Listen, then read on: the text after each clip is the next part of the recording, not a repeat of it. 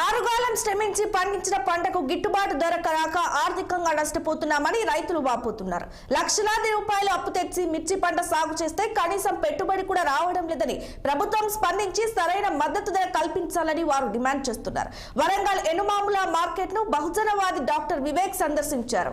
అకాల వర్షానికి తడిసిన మిర్చి బస్తాలను పరిశీలించి రైతులతో మాట్లాడారు.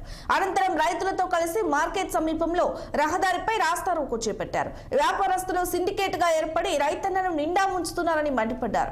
బహుజనవాది వివేక్ ధర తగ్గించి రైతులను దోచుకుంటున్నారని, వర్షం వస్తే మార్కెట్ లో పంట ఉత్పత్తులకు రక్షణ లేకుండా పోయిందని ఆవేదన వ్యక్తం చేశారు. ఇక్కడైనా మార్కెట్ కమిటీ జోక్యం చేసుకుని యార్డు సమస్యలను ప్రభుత్వం దృష్టికి తీసుకెళ్లాలని, రైతులకు మద్దతు ధర వచ్చే విధంగా కృషి చేయాలని, లేనిచో పెద్ద ఎత్తున ఆందోళన నిర్వహిస్తామని హెచ్చరించారు బహుజనవాది వివేక్. 4 రోజుల నుంచి కూడా కొనగోలు ఆపేసినామో విన్నామో.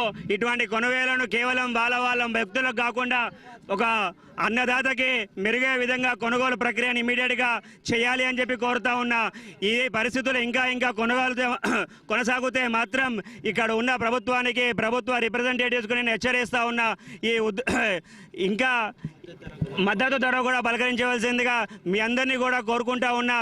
ఈ రైతులని కనీసం పైన వేసేటువంటి ప్లాస్టిక్ కవర్లు కూడా మీరు ఇవ్వడకపోతే మళ్ళా చూస్తే మొగలు ఇంకా ఎగురుతూ ఉంది. ఇంకా 2-3 రోజులు మళ్ళా పడితే ఇంకా ఇదే సమస్య ఎక్కువ అవుతాయని చెప్పి మీ అందరినీ కోరుకుంటా ఉన్నా.